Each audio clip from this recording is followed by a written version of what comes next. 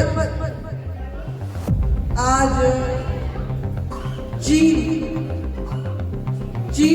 जो कम्युनिस्ट सरकार की चीन। इसके बाद अभी तिब्बत की तरफ प्रोग्राम है, तो हमारे पास शक्ति उपस्थित है अपने, वो भी डिफरेंट ट्रांसलेशन है। महादेव अच्छे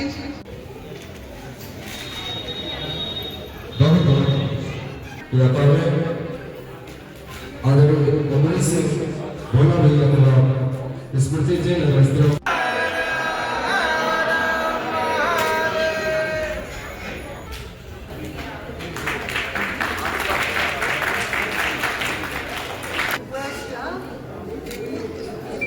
most respected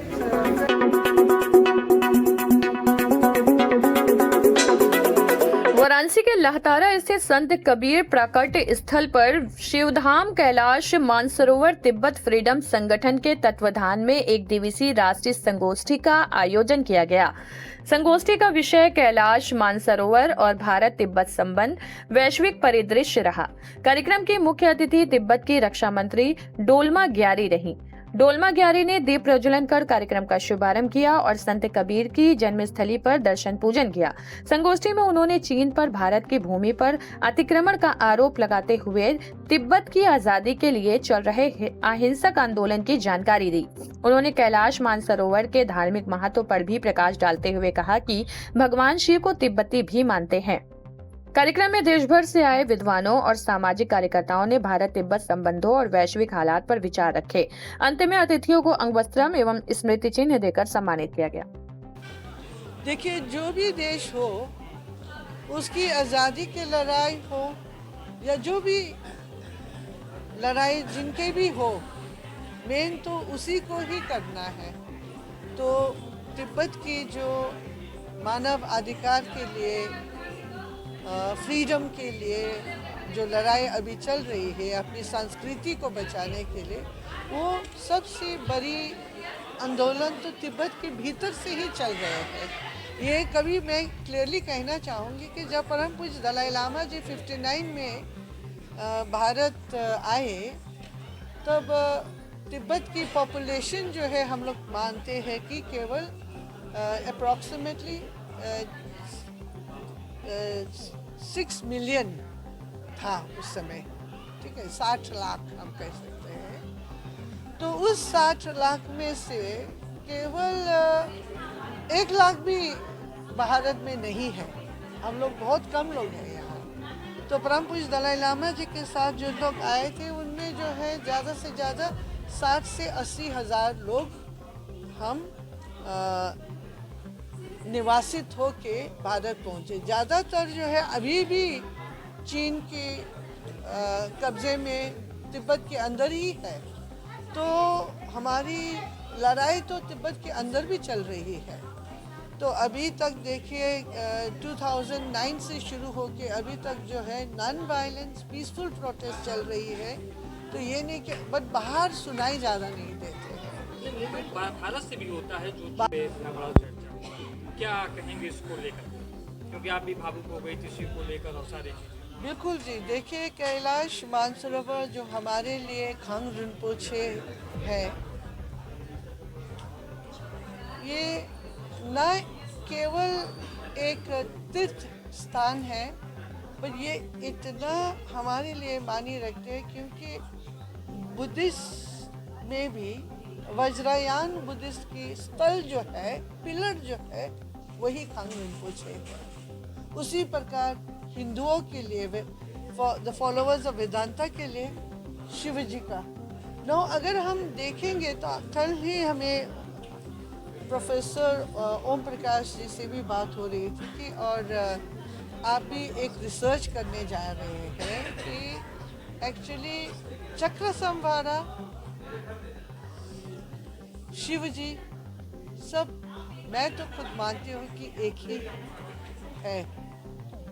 उनकी लीला है, उनकी अलग अलग रूप है, तो हम सब कनेक्टेड हैं। और आज के दिन में अगर मैं जाना चाहूँ दर्शन के लिए, अगर आप जाना चाहिए दर्शन के लिए, हमें वो फ्रीडम नहीं है। जब बुलावा आते तभी हम नहीं जा पा रहे हैं। तो इसलिए जो है आपने एक मुहिम जो यहाँ से चलाई है कि कैलाश मानसरोवर कुंभ का मुक्ति के लिए, मैं बहुत खुश हूँ इस बात को लेके। जी, thank you। जो चीन को लेकर है, किस तरह देखती हैं, क्या कहेंगे उसमें? देखिए, सरकार जो है बहुत साल के बाद दिल्ली में बीजेपी का सरकार आई है, बट बीजेपी का तिब्बत को लेके, चीन को लेके या विश्व को लेके जो भी राजनीति थे वो तो हम लोग सब पहले से ही जानते हैं।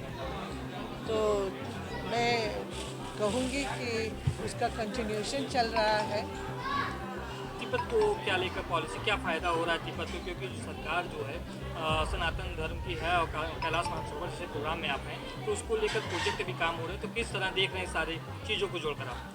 देखिए, जो भी सरकार, हिंदुस्तान का सरकार आएंगे, भारत का सरकार आएंगे, भारत का जो मूल लाभ होगा विश्व इंटरनेशनल रिलेशन पॉलिटिक्स में, उसको तो मेन फोकस रख के ही काम करेंगे। तो वही चल रहा है, मैं समझती हूँ। और तिब्बत के लिए जो है, देखिए, हिंदुस्तान जो है ऐसी एक देश रही है, जो भी पॉलिटिकल पार्टी दिल्ली के सरकार में जो भी आई हो, जहाँ तक तिब्बतियों के लिए है, तो हिंदुस्तान ही ऐसी एक देश है जो तिब्बत के साथ खड़ी हुई। जब देश का आक्रमण हुआ तो हम तिब्बतियों जो है भारत सरकार और भारत के लोगों का बहुत आभारी है।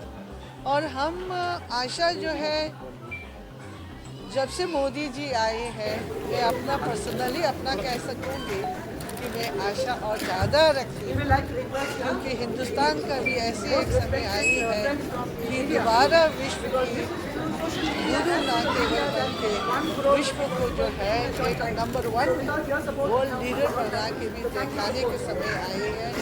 और जितना तक चीन का सवाल है, हम लोग सब जो है चाहते हैं कि हिंदुस्तान का संबंध चीन के साथ अच्छा रहे।